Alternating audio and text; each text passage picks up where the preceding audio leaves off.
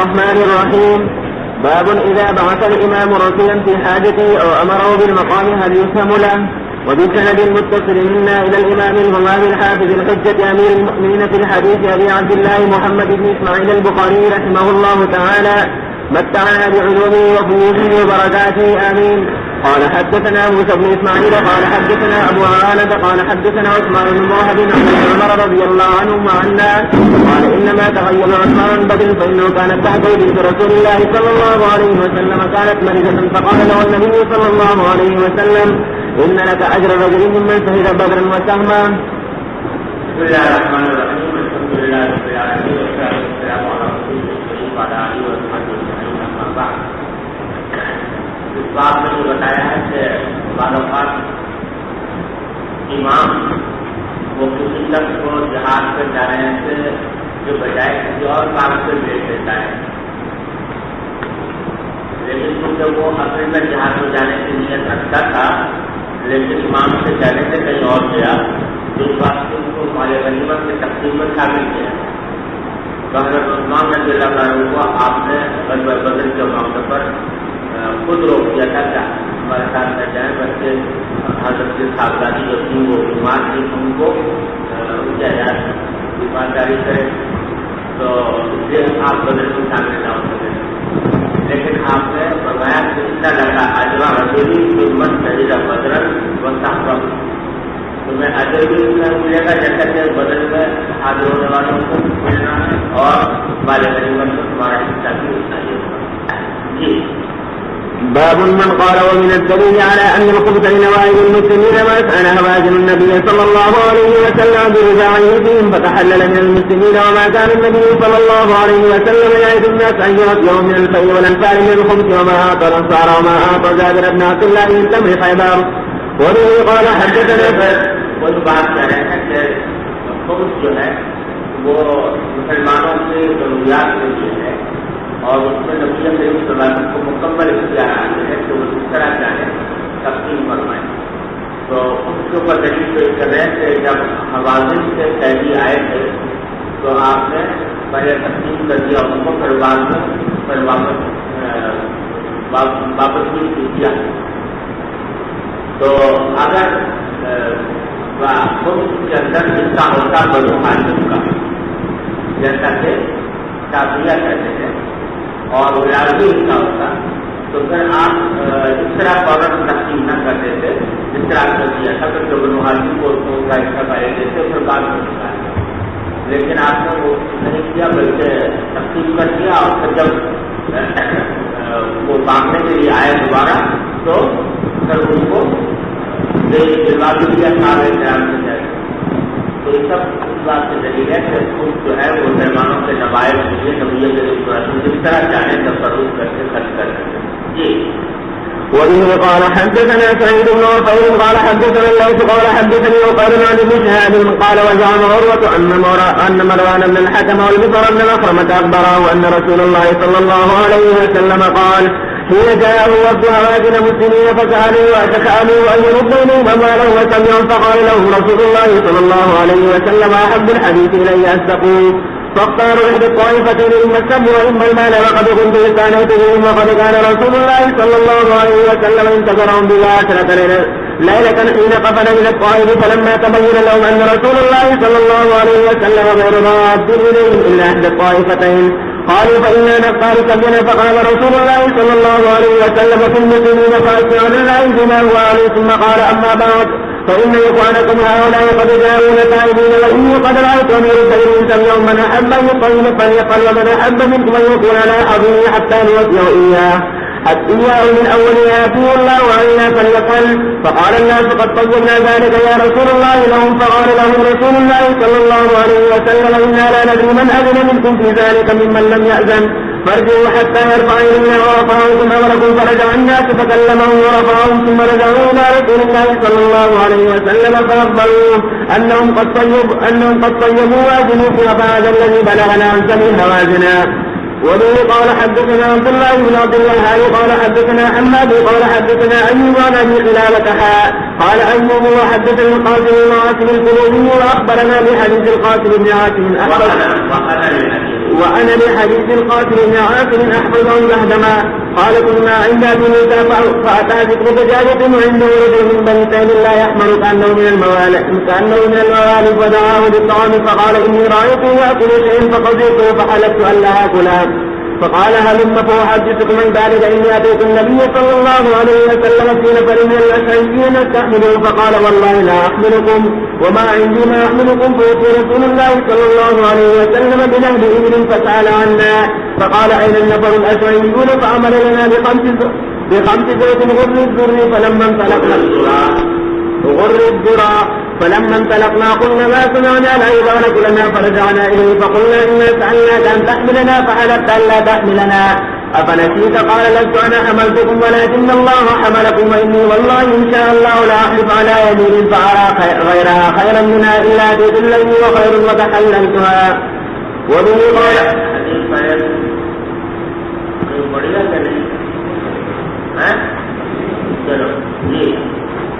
وبه قال حدثنا عبد الله بن يوسف قال أخبرنا مالك عن نافع عن ابن عمر رضي الله عنهما أن رسول الله صلى الله عليه وسلم بعث سيدا فيها عبد الله بن عمر قبل نجد فغنموا إبلا كثيرا فكانت سهامهم 12 بعيرا أو 11 بعيرا ونصبوا بعيرا.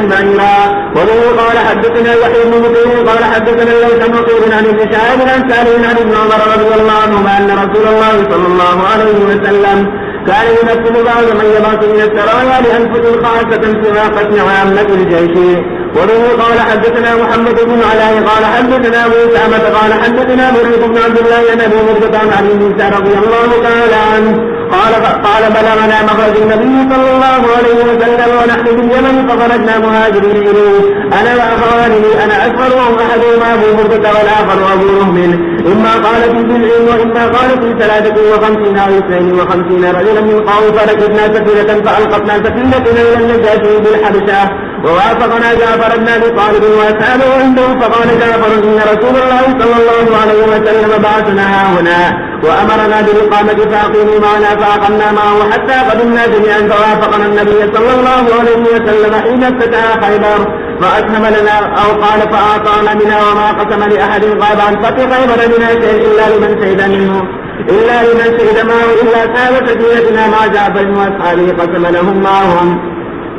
وبه قال حدثنا ابن عبد الله قال حدثنا سفيان قال حدثنا ابن المنكدر سمع جابر بن عبد الله رضي الله عنه قال النبي صلى الله عليه وسلم لو قد جاءنا مال البحرين فأعطيتك هكذا وهكذا وهكذا فلم يجد حتى قبض النبي صلى الله عليه وسلم فلما جاء مال البحرين أمر أبو بكر مناديا فنادى من كان له عند رسول الله صلى الله عليه وسلم دين موعظة فليأتنا فأتيته فقلت إن رسول الله صلى الله عليه وسلم قال لي كذا وكذا فأتاني سند وجعل سفيان يحسب كفيه جميعا ثم قال لنا هكذا قال لنا ابن المنكدر وقال مرة فأتيت أبا بكر فسألته فلم يعطني ثم أتيته فلم يعطني ثم أتيته الثالثة فقلت سألتك فلم تعطني ثم سألتك فلم تعطني ثم سألتك فلم تعطني فإما تعطيني وإما تبخل عني قال قلت تبخل عني ما منعتك من مالة إلا وأنا يريد أن أعطيك قال سفيان وحدثنا عمرو بن محمد بن علي عن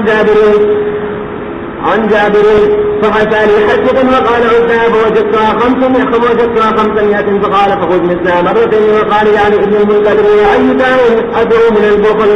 وبه قال حدثنا مسلم بن إبراهيم قال حدثنا قرة بن خالد قال حدثنا عمرو بن دينار عن جابر بن عبد الله قال بينما رسول الله صلى الله عليه وسلم يقسم غنيمة بالجيرانة إذ قال له رجل اعدل قال لقد سقيت إن لم أعدل باب ما من النبي صلى الله عليه وسلم عليه السلام من غير أن يخمس.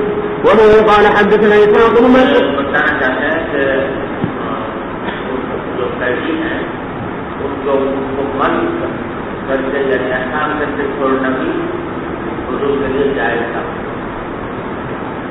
तो जिनको आपने एहसान करके अगर थोड़ा बगैर करके तो ये भी उस माले गनीमत में आपको जो दुरुस्त करने का इख्तियार है उस इख्तियार के मातहत समझे ना। तो इससे दो बातें साबित करनी मकबूल है। एक तो ये कि नबी करीम सल्लल्लाहु अलैहि वसल्लम को माले गनीमत के हुक्म में मुकम्मल इख्तियार हासिल था और दूसरा ये कि یہ مسئلہ بھی سے بیٹھ آیا ہے تو آپ کے درمیان کہ مال غنیمت جو مسلمانوں نے حاصل کیا ہو کسی جنگ میں، تو آیا مجاہدین کو جو ملتا ہے وہ اس کے مالک بنتے ہیں تقسیم کے بعد میں تقسیم کی پہلی مالک بنتے ہیں. تو جمہور کا مطلب تو یہی ہے، حنفیہ بھی یہی کہتے ہیں، امام بخاری بھی یہی کہتے ہیں کہ جب تک وہ مال تقسیم نہ کی جائے مجاہدین کے درمیان، مجاہدین اس کے مالک نہیں بنتے. مالک بنیں گے کب؟ جب سے اسے تقسیم کر دیا جائے گا. لیکن بعض بقایا کرام کا کہنا یہ ہے کہ نہیں، جو بھی مال غنیمت قبضے میں آیا مسلمانوں سے تو اس کے 4 حصے مجاہدین مالک ہو گئے 40 اور 5واں حصہ بیت المال مالک ہو گیا 5 حصے کا. تو 5 حصے ثابت ہو جاتے. جو ہم بخاری کی خلاف دلیل آ رہے ہیں کہ دیکھو بہت سے سیدوں کو نبی کریم صلی اللہ علیہ وسلم کو حق دیا گیا تھا کہ اگر وہ چاہیں آپ چاہیں تو ان کو من کر کے احسان کر کے چھوڑ دیں، یعنی ان سے دنیا کے بغیر چھوڑ دیں. تو اگر ملکیت ثابت ہو گئی ہوگی مجاہدین کی مجدد مسلمانوں کے قبضے میں آنے سے، تو آپ کے لیے دنیا لے کر چھوڑنا بغیر مجاہدین کی اجازت سے جائز نہ ہوتا، کیونکہ مجاہدین کی مجدد کو ثابت ہو جائے. لیکن آپ نے ان سے اجازت کے بغیر وہ دنیا لے کر چھوڑنے کا ارادہ فرمایا، تو اس سے معلوم ہوا کہ مجاہدین کی ملکیت ابھی تک اس میں ثابت نہیں ہوئی تھی، جب تک کہ اس میں خود وہ تقسیم نہ ہو جائے اور تکمیل نہ ہو جائے. آگے حدیث کی اس پر نقل کی ہے وہ یہ ہے کہ شاید آپ نے وہاں پڑھی ہوگی مغازی میں کہ حضرت زبیر بن عوام رضی اللہ عنہ نے فرمایا ہے، روایت ہے کہ نبی صلی اللہ علیہ وسلم نے بدر کے سیدوں کے بارے میں یہ بات فرمائی تھی کہ لو كان المحرم المحرمين حيا ثم كلم في هؤلاء الناس لتركتهم له. جو کی جو والد تھے مجھے ابن علی فرمایا کہ اگر وہ زندہ ہوتے اور جن سیدوں کے بارے میں اس سے سفارش کرتے نچنا تو کیا مانا بدبودار لوگ، تو میں اس کے بارے میں اگر سوال کرتا تو میں ان کو چھوڑ دیتا. کیوں؟ اس لیے کہ مجھے ابن علی نے نبی کریم کی بہت مواقع پر مدد کی. چلیے باب ومن الدليل على أن الخمس للإمام وأنه يعطي بعض قرابته دون بعض ما قسم النبي صلى الله عليه وسلم لبني المطلب وبني حاتم من خمس خيبر. وقال عمر بن عبد العزيز لم يعمهم بذلك ولم يخص قريبا دون من هو أهوج إليه، وإن كان الذي أعطى لما يشكو إليه من الحاجة ولما مسهم في جنبه من قومهم وخلفائهم. یہاں پھر وہ دلیل لا رہے ہیں کچھ بات پر کہ قبل قربا کا جو ذکر ہے قرآن کریم میں، تو بطور مستحق نہیں ہے بلکہ بطور مصرف ہے. جیسا کہ امام مالک کا مطلب تھا نا کل بتایا تھا، وہ امام بخاری کر دیا. تو اس میں یہ دلیل لا رہے ہیں کہ خیبر کی مال غنیمت میں سے آپ نے اپنے رشتے داروں سے بنو المختلف کو دیا اور بنو حاشم کو دیا، لیکن بالکل انہیں کے مرتبے سے دوسرے رشتے دار جو بنو نوفل تھے یا بنو عبد شمس تھے، کیونکہ یہ جو ہے نا عبد المناف ان کے 4 بیٹے تھے، ایک حاشم، ایک مختلف اور ایک نوفل اور ایک عبد الشمس. تو آپ نے بنو حاشم کو دیا، بنو مختلف کو دیا، لیکن بنو نوفل اور بنو عبد الشمس کو نہیں دیا، جیسا کہ آگے حدیث میں آ رہا ہے. تو اگر قرابت کا جو حصہ ہے نبی کریم صلی اللہ علیہ وسلم کا وہ بالکل برابر حصہ ہے دونوں کا، اس کے باوجود آپ نے نہیں دیا، تو معلوم ہوا کہ تمام اہل قربا جو ہے وہ مستحق نہیں ہے کہ وہ اس کو دینا ضروری ہو امام کو ہر حال میں، بلکہ یہ امام کی اپنے رائے پر موقوف ہے تو اس کو چاہے دے چاہے. ارے سمجھے نا یہ کہتے بابل کری تمہیں دیکھیے اپنا تم کھڑے تمہارا بچا ہوں جو بابا خرابی گنا بات جب خرابت میں سے بات ہوتے بات بنانے کے لیے جائے گا. اس کے دلیل کیا ہے؟ محمد نبی صلی اللہ علیہ وسلم بڑی بکری اور بڑی حاکم اور قوم کے کھائی بن.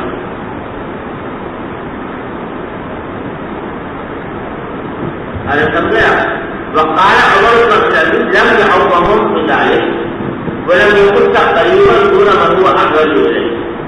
حضرت عمر العزیز فرماتے ہیں کہ نبی صلی اللہ علیہ وسلم نے اپنے عرب قربا میں سے ہر ایک کو عام نہیں کیا تھا مال غنیمت کے لیے سب کو دے، ایسا نہیں ہوا تھا. ولم يكن تقريبا دون من هو اقرب اليه. اور کسی ایسے رشتے دار غریب رشتے دار کو خاص کر کے نہیں کیا جو کم درجہ ہو اس سب سے جو زیادہ ہوگا. یعنی ایک شخص ہے کہ جو رشتے داری میں تو قریب ہے لیکن غنی ہے اس کو نہیں دیا. لیکن ایک رشتے داری میں قریب ہے اور حاجت کو بھی سب زیادہ ہے تو اس کو نہیں دیا. تو قریب کو لے دیا، قریب کو چھوڑ دیا. یہ اس بات کی دلیل ہے کہ قرابت والوں کو مستقل حق نہیں تھا. وہ انسان بھی آتا روایت کو نہیں رہا ہے. وہ انسان اگرچہ وہ سب ہے وہ قریب ہو جس کو دیا ہے وہ اب حق یہ بات کی تقریب رنگ مقدر ہے. انسان بھی آتا اب آتا قرابت ہے. اگرچہ وہ جس کو دیا ہے وہ قرابت کے اعتبار سے قریب ہو اس کو کوئی روایت کو نہیں رہا تھا کیونکہ وہ حاجت کی شکایت کر رہا تھا. اس بات کے باوجود دور ہونے سے اس کو دے دیا. ولیمہ ہوتا ہو جب اور دوسرے اس وجہ سے بات دنیا باوجود نہیں ہو رہے تھے کہ ان کی طرف سے اور ان کا ملکہ کی طرف سے مسلمانوں کو کو نصرت ملی زیادہ نصرت ملی. اس کی بنا پر آپ نے دے دیا باوجود کو بعید سے اور جو ان سے قریب سے ان کو نہیں دیا. یہ سب باتیں اس بات کی دلیل ہے کہ مکمل اختیار نبی کریم صلی اللہ علیہ وسلم کو حاصل تھا. ارے سمجھ گئے یہ پہلی پہلی حدیث کی سنت پڑی ہوئی تمہارے سے نہیں. حضرت وبه قال حدثنا اسحاق بن منصور قال اخبرنا عبد الرزاق قال اخبرنا معمر عن الزهري عن محمد بن جبير بن مطعم به ان النبي صلى الله عليه وسلم قال في موسى بر لو كان المسلمون هذه حي ثم كلمني في هؤلاء الاثنان تركتهم له. وبه قال حدثنا عبد الله بن يوسف قال حدثنا ليس عن قال عن ابن شهاب عن ابن الذي عن جبير بن مطعم قال مشيت انا وعثمان بن عفان الى رسول الله صلى الله عليه وسلم فقلنا يا رسول الله اعطيت بني المطلب وتركتنا نحن وامك بمنزله واحده. فقال رسول الله صلى الله عليه وسلم انما بني المطلب وبنو حاشم شيء واحد. وقال الذي حدثني يوسف وقال قال جبير لم يقل النبي صلى الله عليه وسلم لبني عبد شمس ولا لبني نوفل. وقال ابن اسحاق وعبد شمس وهاشم والمطلب اخوه لام وامهم عاتقه بنت مره وكان نوفل واخاهم لابيهم. باب من لم حضرت عبداللہ بن مسعود کہتے ہیں کہ میں اور حضرت عثمان دونوں گئے رسول اللہ صلی اللہ علیہ وسلم کے پاس اور جا کر رکھ کے آپ نے دونوں مختلف کو دیا ہمیں چھوڑ دیا. حالانکہ ہم اور وہ آپ سے ایک ہی درجے میں ہیں دلانے کے لیے. تو آپ نے فرمایا بڑے مختلف دونوں حاصل بھیج دی. مطلب ہے کہ انہوں نے دونوں جس کی نصرت کی ہے جب یہ اس کی بنو نوکر بنو عبد الحمد نے نہیں کی. اس بات سے چلیے. باب من لم يخمس الاسلام ومن قتل قتيلا فله سلبه من غير الخمس وحكم الامام فيه. من قتل قتيلا فله سلبه کے بارے میں مشہور اختلاف ہے حنفی اور شافعیہ کا کہ امام شافعی کے نزدیک یہ حکم شرعی لہٰذا ہر حال میں مقتول کو اس کا سلب قاتل کو دیا جائے. امام ابو حنیفہ کہتے ہیں کہ یہ امام کی طرف سے ایک اعلان ہوتا ہے واجب افزائی کے لیے تو جہاں اعلان ہو وہاں پر سلب ہوگا اس کا واقف نہیں ہوگا.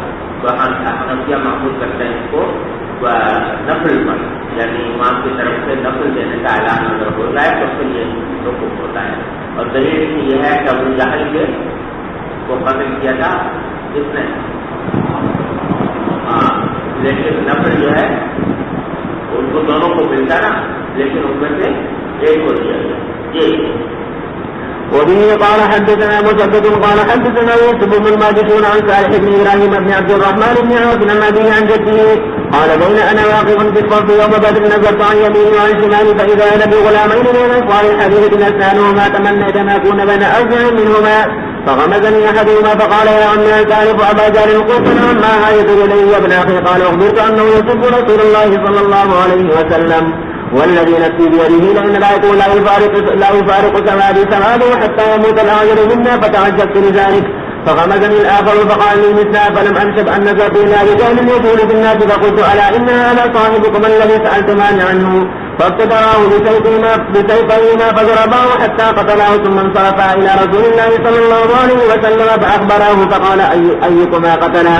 قال كل واحد منهما أنا قتلته. فقال هل مسحتما سيفيكما؟ قال لا. فنزل بالسيفين فقال كلاكما قتله. سلبه لمعاذ بن عمرو بن الجموح وكان معاذ بن عمرو ومعاذ بن عمرو بن الجموح. قال محمد سمع يوسف صالحا وإبراهيم أباه. وبه قال حدثنا عبد الله بن مسلمة عن مالك عن يحيى بن سعيد عن أبي أفلح عن أبي محمد مولى أبي قتادة عن أبي قتادة رضي الله تعالى عنه قال خرجنا مع رسول الله صلى الله عليه وسلم عام حنين فلما التقينا كانت للمسلمين جولة فرأيت رجلا من المشركين على رجل من المسلمين فاصبرت حتى أتيت من ورائه حتى ضربته بالسيف على حبل عاتقه فأقبل علي فضمني ثمة حتى وجدت منها ريح الموت ثم أدركه الموت فأرسلني فلميت عمر بن الخطاب رضي الله تعالى عنه فقلت له ما بال الناس؟ قال أمر الله ثم إن الناس رجعوا وجلس النبي صلى الله عليه وسلم فقال من قتل قتيلا له عليه بينة فله سلبه فقلت من يشهد لي ثم جلست ثم قال من قتل قتيلا له عليه بينة فله سلبه فقلت من يشهد لي ثم جلست ثم قال الثالثة مثله فقمت فقال رسول الله صلى الله عليه وسلم ما لك يا أبا قتادة؟ فاقتصصت عليه القصة فقال رجل يا رسول الله صدق وسلبه عندي فأعطيه عني.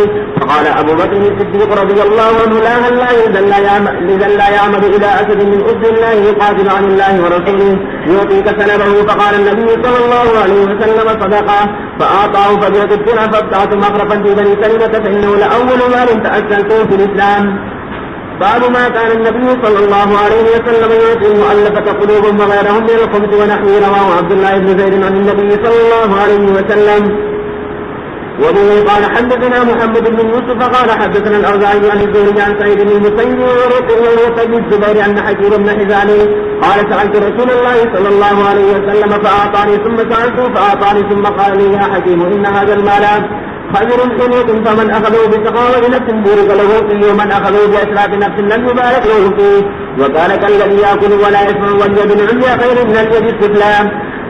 قال حكيم فقلت يا رسول الله والذي بعثك بالحق لا أرجو أحدا بعد كثير حتى يفارق الدنيا. فكان أبو بكر يدعو حكيما ليعطيه العطاء فيأبى أن يقبل منه شيئا ثم إن عمر دعاه ليعطيه فأبى أن يقبل منه فقال يا معشر المسلمين إني أعرض عليه حقه الذي قسم الله عز وجل له من هذا الفريق فيأبى أن يأخذه فلم يرجع حكيم أحدا من الناس شيئا بعد النبي صلى الله عليه وسلم حتى توفي.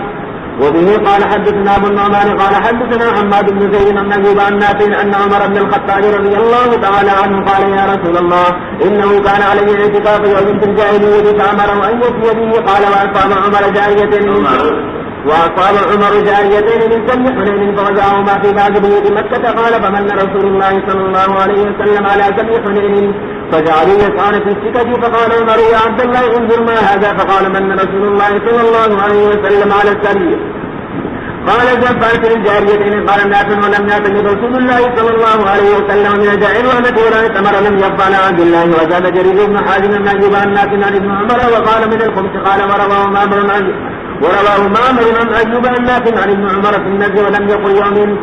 وبه قال حدثنا موسى بن اسماعيل قال حدثنا جرير بن حازم قال حدثنا الحسن قال حدثني عمرو بن تغلب قال اعطى رسول الله صلى الله عليه وسلم قوما ومنع اخرين فكأنهم عقبوا عليه. فقال اني اعطي قوما اخاف فلعهم وجزعهم واكلوا قوما الى ما جعل الله في قلوبهم من الخير والغنى منهم عمرو بن تغلب. فقال عمرو بن تغلب ما احب انني بكلمه رسول الله صلى الله عليه وسلم حمر النعم. زاد ابو عاصم عن جرير قال سمعت الحسن يقول حدثنا عمرو بن تغلب ان رسول الله صلى الله عليه وسلم اوتي بمال او بسبيل فقسمه بهذا. وبه قال حدثنا من ولي قال حدثنا شعبة قبات عن انس رضي الله تعالى عنه وعنه قال النبي صلى الله عليه وسلم اني اعطي قريش اتالفهم لانهم حديث عهد الجاهليه. وبه قال حدثنا ابو اليمان قال اخبرنا شعيب قال حدثنا الزهري قال اخبرني انس بن مالك رضي الله عنه ان ناس من الانصار قالوا لرسول الله صلى الله عليه وسلم حين أفاء الله على رسوله صلى الله عليه وسلم من أموال هوازن ما أفاء الله فتفق يعطي رجالا من قريش 100 من الإبل فقالوا يغفر الله لرسول الله صلى الله عليه وسلم يعطي قريش ويدعنا وسيوفنا تقتل من دمائهم. قال أنس رضي الله عنه فحدث رسول الله صلى الله عليه وسلم بمقالة فأرسل إلى الأنصار فجمعهم في قبة من أدم ولم ينهوا معهم أحدا غيرهم فلما اجتمعوا جاءهم رسول الله صلى الله عليه وسلم فقال ما كان حديث بلغني عنكم فقال له فقهاهم أما ذو رأينا يا رسول الله فلم يقولوا شيئا وأما أناس منا حديثكم أسنانهم فقالوا يغفر الله لرسول الله يعطي قريش ويترك الأنصار وسيوفنا تقتل من دمائهم فقال رسول الله صلى الله عليه وسلم إني أعطي رجال حديث عظيم بكفر أمات الله أن يذهب الناس من المال وترجعوا إلى رحالكم برسول الله صلى الله عليه وسلم فوالله ما تنقلبون به خير مما ينقلبون به. قالوا بلى يا رسول الله قد رجعنا فقال لهم إنكم تبدون بعض أسرة شديدة فاصبروا حتى تلقوا الله ورسوله والحوض. قال أنس فلم نصبر.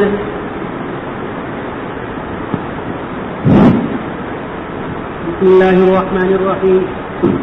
وبالسند المتصل منا إلى الإمام الهمامي حافظ الحجة أمير المؤمنين في الحديث أبي عبد الله محمد بن إسماعيل البخاري رحمه الله تعالى ومتعنا بعلمه وفوزه وبركاته آمين. قال حدثنا عبد العزيز بن عبد الله الأويسي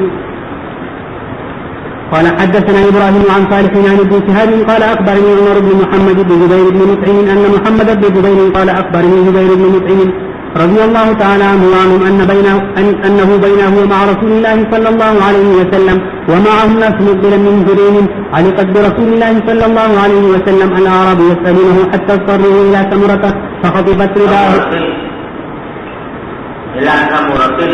إلى ثمرة فخطبت رداءه فوقف رسول الله صلى الله عليه وسلم ثم قال أعطوني ردائي فلو كان عدد هذه العظاه نعما لقسمته بينكم ثم لا تجدوا به بخيلا ولا كذوبا ولا جبانا.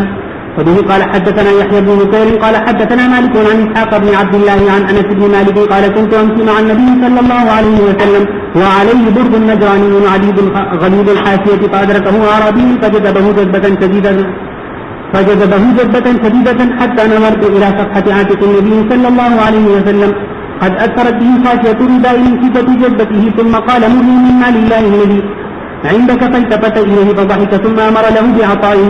وبه قال حدثنا عثمان بن أبي شيبة قال حدثنا جرير عن منصور عن أبي وائل عن عبد الله قال لما كان يوم سنين أثر النبي صلى الله عليه وسلم أناسا في القسمة أعطى الأقرع بن حابس 100 من الإبل وأعطى عيينة مثل ذلك وأعطى أناسا من أشراف العرب وآثرهم يومئذ في القسمة. قال رجل والله إن هذه لقسمة ما عدل فيها أو ما أريد فيها وجه الله. فقلت والله لأخبرن النبي صلى الله عليه وسلم فأتيته فأخبرته فقال فمن يعدل إذا لم يعدل الله ورسوله. رحم الله موسى قد أوذي بأكثر من هذا فصبر.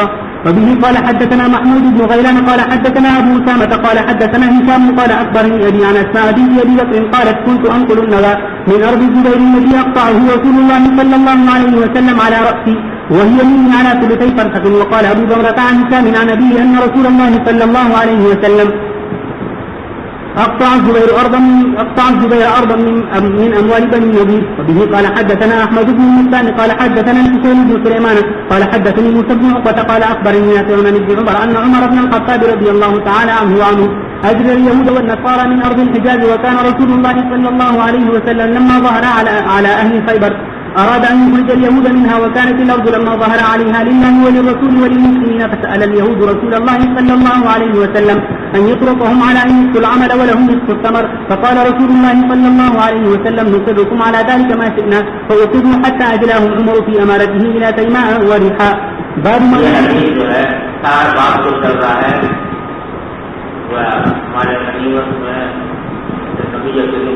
मुकम्मल इम्तियाज है जिसको चाहते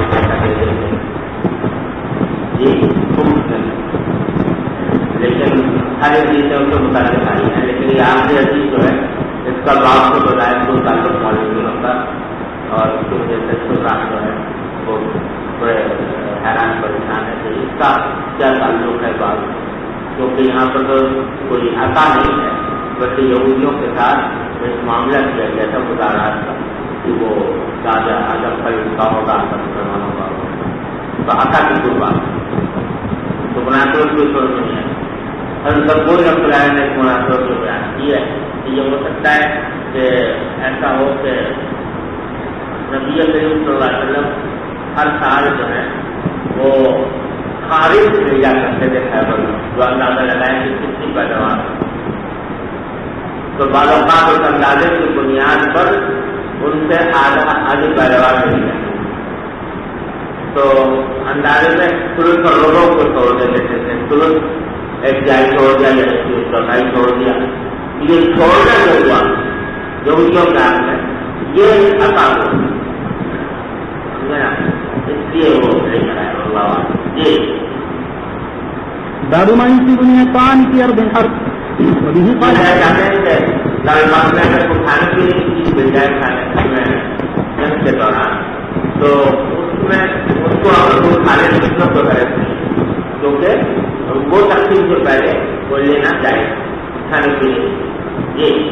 به قال حدثنا ابو الوليد قال حدثنا شعبة عن حميد بن هلال عن عبد الله بن مغفر قال كنا محاصرين قصر خيبر فرمى انسان بجراد فيه شحم فنزوت لاخذه فالتفت فاذا النبي صلى الله عليه وسلم فاستحييت منه. به قال حدثنا مسدد قال حدثنا حماد بن زيد عن ايوب عن نافع ان ابن عمر رضي الله تعالى عنهما وعنه قال كنا نصيب في مغازينا العسل والعنب فناكله ولا نرضعه. وبه قال حدثنا موسى بن اسماعيل قال حدثنا عبد الواحد بن زياد قال حدثنا الشيباني قال كنا ابن ابي اوفى يقول اصابتنا مجاعة ليالي خيبر فلما كان يوم خيبر وقعنا في الحمر الاهلية فانتحرناها فلما غلت القدور نادى منادي رسول الله صلى الله عليه وسلم اكلوا القدور ولا تطعموا من لحوم الحمر شيئا. قال عبد الله فقلنا انما نهى النبي صلى الله عليه وسلم لانها لم تخمر. قال وقال اخرون حرمها البتة. وسألت سعيد بن جبير فقال حرمها البتة. بسم الله الرحمن الرحيم. باب الجزية والمعاداة مع أهل الذمة والحرب وقول الله تعالى قاتلوا الذين لا يؤمنون بالله ولا باليوم الآخر ولا يحرمون ما حرم الله ورسوله ولا يدينون دين الحق ورسوله إلى قوله وهم صاغرون. يعني أدلة جزیہ اور موادہ کے معنی ہے جنگ بندی کا معاہدہ، جس طرح جنگ جائز ہے اس میں تو فلم کا معاہدہ کر لینا بھی جائز ہے جنگ بندی کا. اور جزیے کے بارے میں ذرا مختصر بات اپنی سمجھ لیجیے کہ قرآن کریم میں جو ذکر آیا ہے جزیہ لینے کا وہ اہل کتاب کا ہے. قال الذین لا يؤمنون باليوم الآخر ولا يحرمون ما حرم الله ولا يدينون الذين اوتوا الكتاب حتى يؤتوا الجزية عن يد وهم صاغرون. اس کی بنا پر امام شافعی رحمۃ اللہ علیہ کا مطلب یہ ہے کہ جزیہ صرف اہل کتاب سے دیا گیا ہے، غیر اہل کتاب پر سے جزیہ سمجھے. اور حنفیہ کا قول یہ ہے کہ اہل کتاب اور غیر اہل کتاب دونوں سے جزیہ دیا جائے گا، اور جو ہے اس میں کوئی اہل کتاب سے خاطر نہیں ہے. قرآن شریف میں جو اہل کتاب کا ذکر آیا ہے وہ اس واسطے سے وہ قاعدہ اعتراضی کے طور پر نہیں ہے، بلکہ خاص اس واقعے کا ذکر کرنا مقصود تھا کے پاس اس کو ذکر فرمایا. ورنہ اصل علت وہ ہے ولادین دین الحق، سمجھے نا، ولادین دین الحق جو ہے یہ علت اس طرح اہل کتاب میں پائی جاتی ہے، غیر اہل کتاب میں پائی جاتی ہے. اور دلیل یہ ہے کہ نبی کریم صلی اللہ علیہ وسلم نے مجوسیوں سے جزیہ لیا، حالانکہ مجوسی اہل کتاب نہیں ہے. قرآن شافعی فرماتے ہیں کہ مجوسیوں سے جزیہ جو لیا گیا وہ اس واسطے کہ ان کے ساتھ اہل کتاب جیسا معاملہ کیا گیا، کیونکہ مجوسی جو ہیں ان کے بارے میں بھی خیال ہے کہ کسی زمانے میں وہ کسی نبی کے پیروکار تھے جو بعد میں گمراہ ہو کر انہوں نے پرستی اختیار کری، جان پرستی اختیار کری، لیکن اصل میں وہ کسی نبی کے پیرو تھے. اس بات کو اس کے ساتھ اہل کتاب جیسا معاملہ کیا گیا، ان کو جزیہ دیا گیا. حضرت عمر کو اسی وجہ سے شروع میں مجوسیوں سے جزیہ لینے میں تعامل تھا. بعد میں عبدالرحمن بن عوف رضی اللہ عنہ جو بتایا کہ رسول کریم صلی اللہ علیہ وسلم نے مجوسیوں سے جزیہ لینے کی تاکید فرمائی ہے تو پھر حضرت عمر نے پوچھ لیا تو وہ اس سے معاملہ اہل کتاب جیسا کیا گیا، تو اس بات کو جزیہ لیا. یہ ہے امام شافعی کا قول. حنفیہ کہتے ہیں کہ اگر اہل کتاب جیسا معاملہ ہوتا تو ان کا ذریعہ بھی حلال ہوتا، ان کی عورتیں بھی حلال ہوتی، لیکن ایسا کچھ بھی نہیں ہے. تمہارے پاس اہل کتاب جیسا معاملہ نہیں کیا گیا، غیر اہل کتاب ہونے کے باوجود اسے جزیہ دیا گیا. لہٰذا جزیہ لینا ہر ایک ہر کا سکتے ہیں، اس میں صرف اہل کتاب کو جی والمسكنة مصدر المسكين أكثر من فلان أخرج منه ولم يذهب إلى السكون وما جاء في أخذ الجزة من اليهود والنصارى والمجوس والعجم. وقال ابن عيينة عن ابن أبي جهل قلت لمجاهد ما كان أهل الشام عليهم 4 دنانير وأهل اليمن عليهم دينار 4 دنانير وأهل اليمن عليهم دينار. قال جعل ذلك من قبل اليسار. شام پر 4 دینار ہے اور یمن پر جو ہے 1 دینار. تو یہ مالداری کی وجہ سے شام جو ہے زیادہ مالدار ہے. به قال حدثنا علي بن عبد الله قال حدثنا سفيان قال سمعت عمرا قال كنت جالسا مع جابر بن زيد وعمرو بن اوس فحدثهما بدالة سنة 70 عام حج مصعب بن الزبير بأهل البصرة عند درج زمزم قال كنت كاتبا لجرد بن عمية عم الأحنف فأتانا كتاب عمر بن الخطاب رضي الله تعالى عنه وعنه قبل موته بسنة فرقوا بين كل ذي محرم من المجوس ولم يكن عمر أخذ الجزة من المجوس حتى شهد عبد الرحمن بن عوف أن رسول الله صلى الله عليه وسلم أخذها من مجوس هجر. وبه قال حدثنا ابو اليمان قال اخبرنا سعيد بن الزهري قال حدثني عروة بن الزبير عن المسور بن مخرمة انه اخبره ان عمرو بن عوف الانصاري وهو حليف بني عامر بن لؤي وكان شهيد بدرا اخبره ان رسول الله صلى الله عليه وسلم بعث ابا عبيدة بن الجراح الى البحرين في جزيتها وكان رسول الله صلى الله عليه وسلم هو صالح اهل البحرين وامر عليهم العلاء بن الفضرمي فقدم ابو عبيدة بمال من البحرين فسمعت الانصار بقدوم ابي عبيدة فوافت صلاة الصبح مع النبي صلى الله عليه وسلم فلما صلى بهم الفجر انصرف فتعرضوا له فتبسم رسول الله صلى الله عليه وسلم حين رآهم وقال اظنكم قد سمعتم ان ابا عبيدة قد جاء بشيء قالوا اجل يا رسول الله قال فابشروا وامنوا ما يصبكم فوالله لا الفقر اخشى عليكم ولكن اخشى عليكم ان تبسط عليكم الدنيا كما بسطت على من كان قبلكم فتنافسوها كما تنافسوها وتهلكم كما أهلكتهم. وبه قال حدثنا الفضل بن يعقوب قال حدثنا عبد الله بن جعفر الرقي قال حدثنا قال حدثنا المعتمر بن سليمان قال حدثنا سعيد بن عبيد الله الثقفي قال حدثنا بكر بن عبد الله الجميل وزياد بن جبير عن جبير بن حية قال بعث عمر الناس في أثناء الأنصار يقاتل قال بعث عمر رضي الله عنه قال بعث کون پڑھنے والا ہے وہ دیکھتے ہیں جان سو جائے.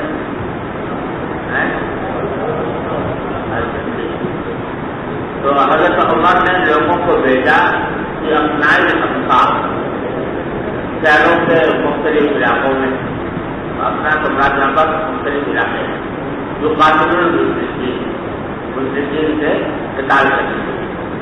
وہاں کیبل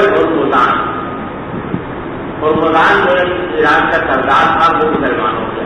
بڑا یہ پہلوان بھی تھا، بڑا سردار بھی تھا. حضرت عمر نے اس سے کہا ہرمزان سے کہ ان تشکیل کو اپنی مغازی حال میں تم سے مشورہ کرنا چاہتا ہوں اپنے مغازی کے بارے میں جو غزوات ہو رہے ہیں اس کے بارے میں کس طرح کس ترتیب سے مطلب کہ ہم لڑائی کریں، کس سے پہلے کس سے بعد میں وغیرہ.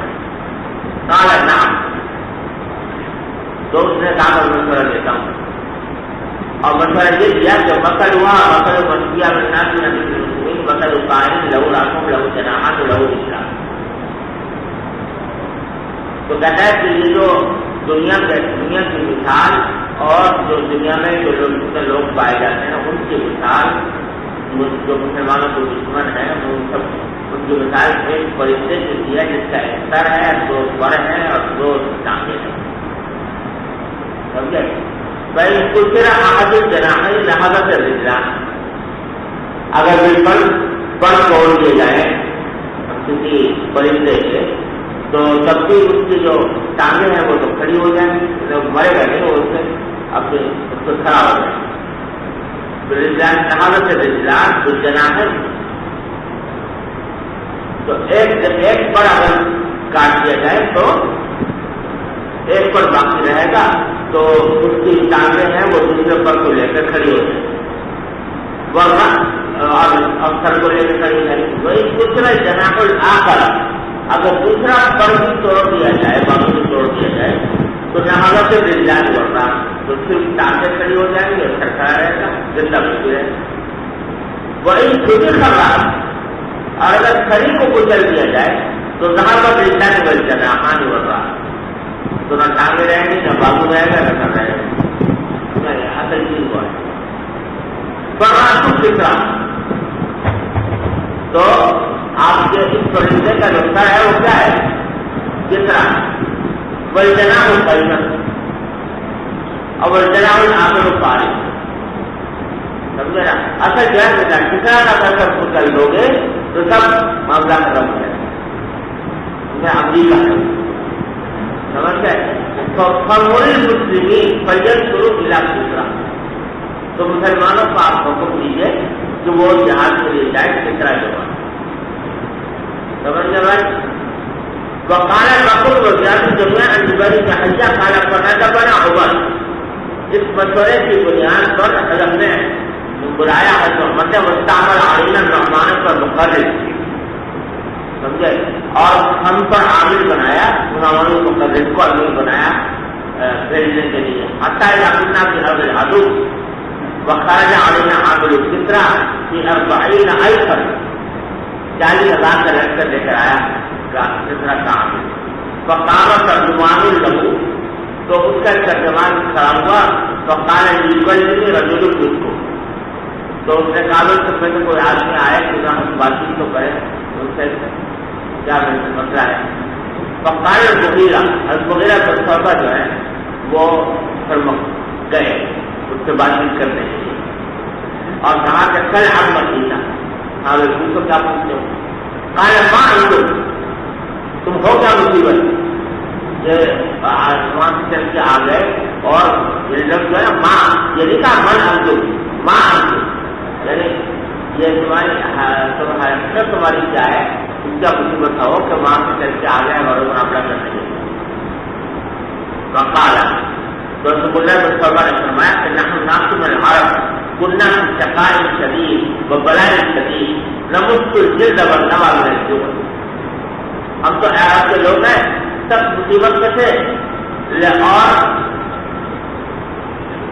جانوروں سے کھانے پیسا کرتے تھے اور کٹنے پیسا کرتے تھے بھوک کی وجہ سے، وہ نلبت الغبر والسعد، اور لباس کرتے تھے اونٹ کا اور بالوں کا، جانوروں کے بالوں کا، ورنہ ہمیں دل کا جانور حاجت اور پتھروں کا اور درختوں کی عبادت کیا کرتے۔ وَإِنَّا نَحْنُ كَذَلِكَ إِذْ بَعَثَ رَبُّ السَّمَاوَاتِ وَرَبُّ الْأَرْضِ إِلَيْهَا نَبِيًّا مِنْ أَنفُسِنَا نَعْرِفُ أَبَاهُ وَأُمَّهُ فَأَمَرَنَا نَبِيُّنَا رَسُولُ رَبِّنَا أَن نُقَاتِلَكُمْ حَتَّى تَعْبُدُوا اللَّهَ وَحْدَهُ أَوْ تُؤْمِنُوا بِهِ، وَأَخْبَرَنَا رسولنا صلى الله عليه وسلم برسالة ربنا أنه من قتل منا صار إلى الجنة في نعيم لم يرى مثلها قط، ومن بقي منا ملك رقابه. فقال النعمان وما حسدك الله مثلها مع النبي صلى الله عليه وسلم يهديك ويرزقك.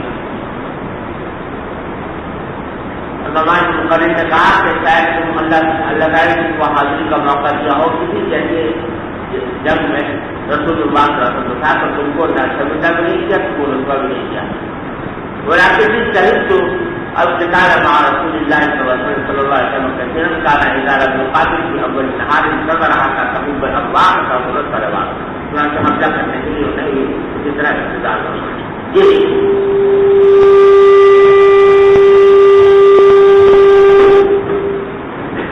باب اذا وضع الامام ملك القرية هل يكون ذلك لبقيتهم؟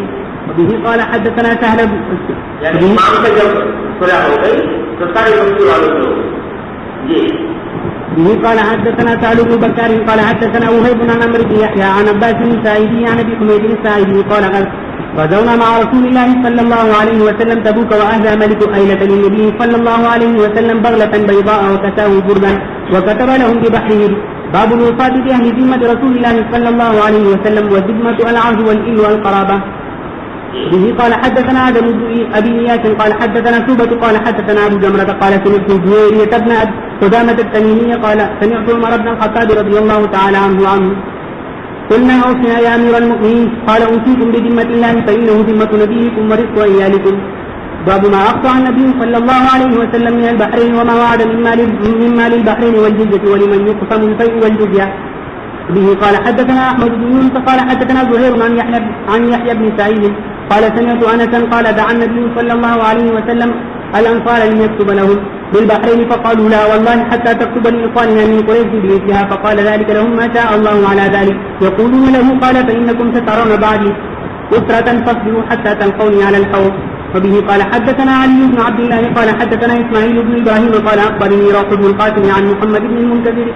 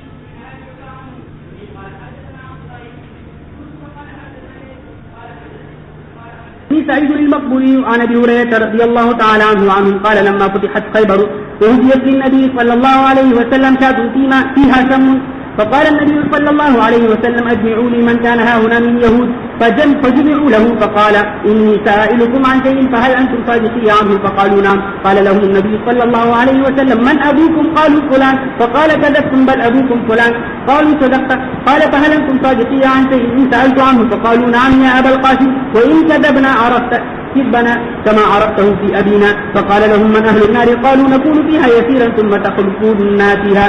فقال النبي صلى الله عليه وسلم يخرج فيها والله لا نحبكم فيها أبدا. ثم قال هل أنتم صادقين عن شيء إن سألتكم عنه فقالوا نعم يا أبا القاسم.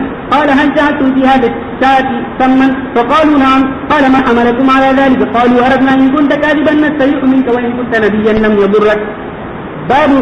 باب دعاء الإمام على من نكث عهدا. وبه قال حدثنا أبو النعمان قال حدثنا ثابت بن يزيد قال حدثنا عاصم قال سألت أنسا رضي الله تعالى عنه عن القنوت قال قبل الركوع فقلت إن فلانا يزعم أنك قلت بعد الركوع فقال كذب. ثم حدث عن النبي صلى الله عليه وسلم أنه قنت شهرا بعد الركوع يدعو على أحياء من بني سليم. قال بعث 40 أو 70 يشك فيه من القراء إلى أناس من المشركين فعرض لهم هؤلاء فقتلوهم وكان بينهم وبين النبي صلى الله عليه وسلم عهد فما رأيته وجد على أحد ما وجد عليهم. باب أمان النساء وجوارهن. وبه قال حدثنا عبد الله بن يوسف قال أخبرنا مالك عن ابي النضر مولى عمر بن عبيد الله أن أبا مرة مولى أم هانئ بنت أبي طالب رضي الله تعالى عنها أخبره أنه سمع أم هانئ بنت أبي طالب تقول ذهبت إلى رسول الله صلى الله عليه وسلم عام الفتح فوجدته يغتسل وفاطمة ابنته تستره فسلمت عليه فقال من هذه فقلت أنا أم هانئ بنت أبي طالب فقال مرحبا بأم هانئ فلما بلغ من غسله قام فصلى 8 ركعات مستحفا في ثوب واحد فقلت يا رسول الله زعم ابن أم علي أنه قاتل رجلا قد أجرته فلان ابن هبيرة فقال رسول الله صلى الله عليه وسلم قد أجرنا من أجرت يا أم هانئ يا أم هانئ قالت أم هانئ وذلك ضحى. باب ذمة المسلمين وجوارهم واحدة يسعى بها أدناه. وبه قال حدثنا محمد بن سلام قال حدثنا وكيع عن الأعمش عن إبراهيم التيمي عن إبراهيم التيمي عن أبيه قال خطبنا علي رضي الله تعالى عنه وعنهم فقال ما عندنا كتاب نقرأه إلا كتاب الله تعالى وما في هذه الصحيفة فقال فيها الجرعات وأسنان النبل والمدينة حرم ما بين عيد إلى كذا فمن أحدث فيها حدثا أو آوى فيها محدثا فعليه لعنة الله والملائكة والناس أجمعين لا يقبل الله منهم صرفا ولا عدلا ومن تولى غير مواليه فعليه مثل ذلك وذمة المسلمين واحدة فمن أحقر مسلما فعليه مثل ذلك. باب إذا قالوا صبأنا ولم يحسنوا أسلمنا.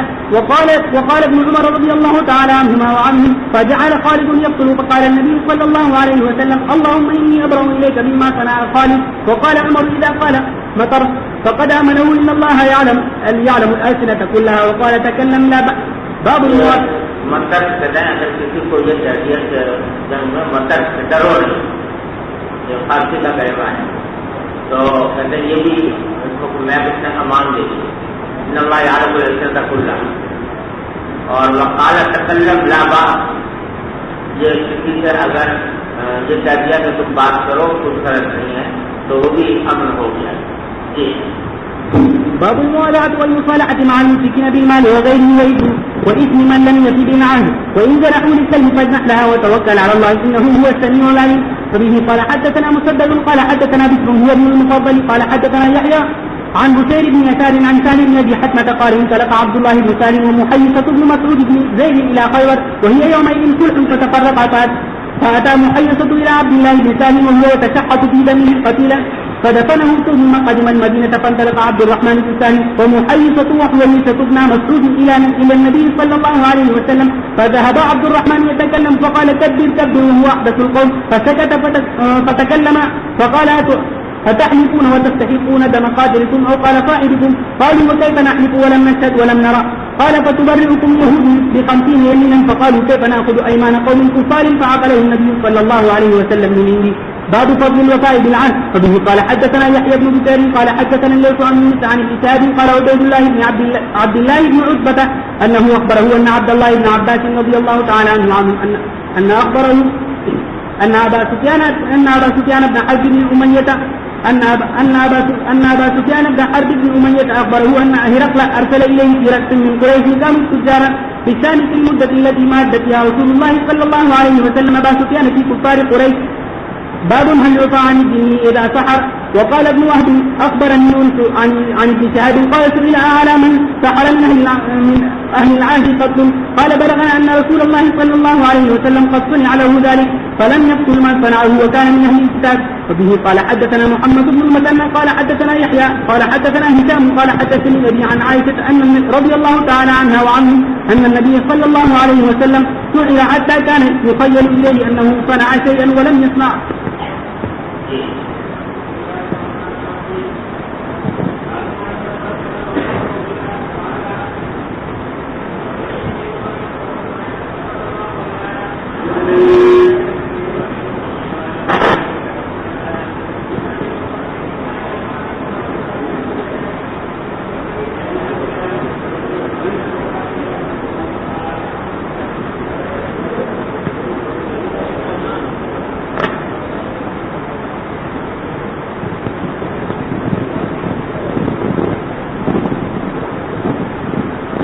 المتصل منا إلى الإمام الإمام الحافظ الحجة أمير المؤمنين في الحديث أبي عبد الله محمد بن إسماعيل البخاري رحمه الله تعالى ومتعنا بعلومه وفضله وبركاته آمين. قال حدثنا الحميدي قال حدثنا الوليد بن مسلم قال حدثنا عبد الله بن العلاء بن زبر قال سمعت بكر بن عبيد الله أنه سمع أبا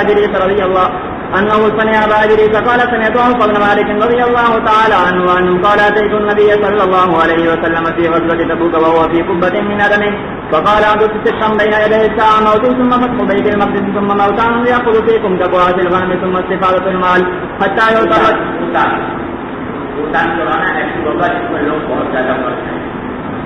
ثم موتان يأخذ فيكم كقراءة الغنم ثم استفادة المال حتى يعتبر 100 دينار فيظل صاففا ثم فتنة لا يبقى بيت من العرب إلا دخلت ثم هدنة تكون بينكم وبين بني الأصفر فيغبرون فيأتونكم تحت 80 غاية تحت كل غاية 12,000. باب كيف ينبغي إلى أهل العدل وقوله وإما تخافن من قوم خيانة فأمضي إليهم على سواء الآية. وبه قال حدثنا أبو اليمان قال أخبرنا شعيب بن الزهري عن حميد بن عبد الرحمن أن أبا هريرة رضي الله تعالى عنه وعنه قال بعثني أبو بكر في من يؤذن يوم النحر بمن لا يحج بعد العام مشرك ولا يطوف بالبيت عريان ويوم الحج الأكبر يوم النحر وإنما قيل الأكبر من أجل قول الناس الحج الأكبر فنبذ أبو بكر إلى الناس في ذلك العام فلم يحج عام حجة الوداع الذي حج فيه النبي صلى الله عليه وسلم مشرك. باب اسم من عاد ثم غدر وقول الله تعالى الذين عاهدت منهم ثم ينقضون عهدهم في كل مرة الآية. وبه قال حدثنا قتيبة بن سعيد قال حدثنا جرير عن الأعمش عن عبد الله بن مرة عن مسروق عن عبد الله بن عمرو رضي الله تعالى عنه وعنه قال رسول الله صلى الله عليه وسلم 4 خلال من كن فيه كان منافقا خالصا من إذا حدث كذب وإذا وعد أخلف وإذا عاد غدر وإذا خاصم فجر من كانت فيه خصلة منهن كانت فيه خصلة من النفاق حتى يدعها. وبه قال حدثنا محمد بن كثير قال أخبرنا سفيان عن الأعمش عن إبراهيم التيمي عن علي قال ما كتبنا عن النبي صلى الله عليه وسلم إلا القرآن وما في هذه الصحيفة. قال النبي صلى الله عليه وسلم المدينة حرام ما بين عائر إلى كذا فمن أحدث حدثا أو أوى محدثا فعليه لعنة الله والملائكة والناس أجمعين لا يقبل منه عدل ولا صرف وذمة المسلمين واحدة يسعى بها أدناهم فمن نصر مسلما فعليه لعنة الله والملائكة والناس أجمعين لا يقبل منه صرف ولا عدل ومن والى قوما بغير إذن مواليه فعليه لعنة الله والملائكة والناس أجمعين لا يقبل منه صرف ولا عدل. وقال أبو موسى حدثنا حاتم بن القاسم قال حدثنا إسحاق بن سعيد عن أبي هريرة رضي الله تعالى عنه وعنهم قال كيف أنتم إذا لم تجتبوا دينارا ولا درهما فقيل له وكيف ترى ذلك كائنا يا أبا هريرة قال إي والذي نفس أبي هريرة بيده عن قول الصادق المصدوق. قالوا أما ذلك قال تنتهك ذمة الله وذمة رسوله فيسد الله قلوب أهل الذمة فيمنعون ما في أيديهم. باب وبه قال حدثنا عبدان قال أخبرنا أبو حمزة قال سمعت الأعمش قال سألت أبا وائل شهدت 60 قال نعم فسمعت سهل بن حنيف يقول اتهموا رأيكم رأيتني يوم أبي جندل ولو استطيع أن أرد أمر رسول الله صلى الله عليه وسلم لرددته وما وضعنا سيفنا على عواتقنا لأمر يفضينا إلا أسألنا بنا إلى أمر نعرفه غير أمرنا هذا. وبه قال حدثنا عبد الله بن محمد قال حدثنا يحيى بن آدم قال حدثنا يزيد بن عبد العزيز عن أبيه قال حدثنا حبيب بن أبي ثابت قال حدثني أبو وائل قال كنا بستين فقام سهل بن حنيف فقال أيها الناس اتهموا أنفسكم فإنا كنا مع رسول الله صلى الله عليه وسلم يوم الحديبية ولو نرى قتالا لقاتلنا فجاء عمر بن الخطاب فقال يا رسول الله ألسنا على الحق وهم على الباطل فقال بلى فقال أليس قتلانا في الجنة وقتلاهم في النار قال بلى قال فعلى من نؤتي الدنية في ديننا أن نرجو ولم يحكم الله بيننا وبينهم. قال يا ابن الخطاب إني رسول الله ولن يزيعني الله أبدا. فانطلق عمر إلى أبي بكر فقال له مثل ما قال للنبي صلى الله عليه وسلم فقال إنه رسول الله ولن يزيعه الله أبدا. فنزلت سورة الفتح فقرأها رسول الله صلى الله عليه وسلم على عمر إلى آخرها. فقال عمر يا رسول الله أو فتح هو؟ قال نعم. وبه قال حدثنا قتيبة بن سعيد قال حدثنا هاتم بن إسماعيل عن هشام بن عروة عن أبيه عن أسماء بنت أبي بكر رضي الله تعالى عنها وعنهم قالت قدمت علي أمي غير مشركة في عهد قريش إذا عاهدوا رسول الله صلى الله عليه وسلم ومدتهم عادية فاستفتت رسول الله صلى الله عليه وسلم فقالت يا رسول الله إن أمي قدمت علي وهي راغبة أفاصلها؟ قال نعم صليها. باب المصالحة على 3 أيام أو وقت معلوم. وبه قال حدثنا أحمد بن عثمان بن حكيم قال حدثني شريح بن مسلمة قال حدثنا إبراهيم بن يوسف بن أبي إسحاق قال حدثني أبي عن أبي إسحاق قال حدثني البراء رضي الله تعالى عنه أن النبي صلى الله عليه وسلم لما أراد أن يعتمر أرسل إلى أهل مكة يستأذنهم أن يدخل مكة فاشترطوا عليه أن لا يقيم بها إلا 3 ليال ولا يدخلها إلا بجلبان السلاح ولا يدعو منهم أحدا. قال فأخذ يكتب الشرط بينهم علي بن أبي طالب فكتب هذا ما قال عليه محمد رسول الله. قالوا لو علمنا أنك رسول الله لم نمنعك ولبايعناك ولكن اكتب هذا ما قال عليه محمد بن عبد الله. فقال أنا والله محمد بن عبد الله وأنا والله رسول الله. قال وكان لا يكتبك. قال فقال لي علي امحو رسول الله. فقال علي والله لا أمحوه أبدا. قال فارني فأراه إياه فمحاه النبي صلى الله عليه وسلم بيده. فلما دخل ومضى الأيام وأتوا عليا فقالوا مر صاحبك فليرتحل. فذكر ذلك علي لرسول الله صلى الله عليه وسلم فقال نعم ثم ارتحل. باب المواداة من غير وقت. وقول النبي صلى الله عليه وسلم أقرأكم على ما أقرأكم الله به. باب ترحية المشركين في البئر ولا يؤخذ لهم ثمن.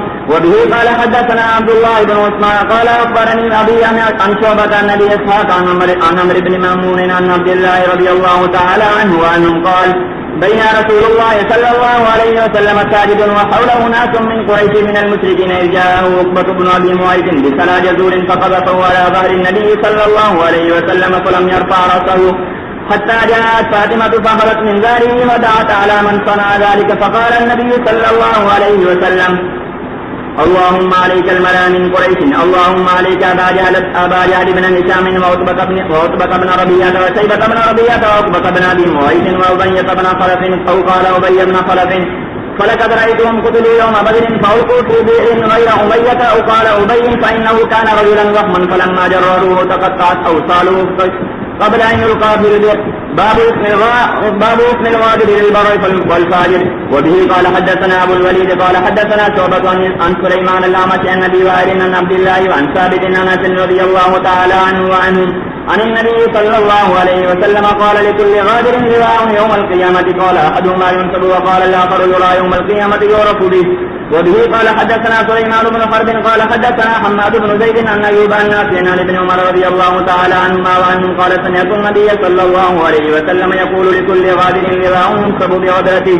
وبه قال حدثنا علي بن عبد الله قال حدثنا جرير عن منصور عن مجاهد عن طاووس عن ابن عباس رضي الله تعالى عنهما وعنهم قال قال رسول الله صلى الله عليه وسلم يوم فتح مكة لا هجرة ولكن جهاد ونية وإذا استنفرتم فانفروا. وقال يوم فتح مكة إن هذا البلد حرمه الله يوم خلق السماوات والأرض فهو حرام بحرمة الله إلى يوم القيامة وإنه لم يحل القتال فيه لأحد قبلي ولم يحل لي إلا ساعة من نهار فهو حرام بحرمة الله إلى يوم القيامة لا يعبد شوكه ولا ينقر سيده ولا يلتقط لقطته إلا من عرفها ولا يقتل خلاه. فقال العباس يا رسول الله إلا الإذخر فإنه لقينهم لبيوتهم. قال إلا الإذخر.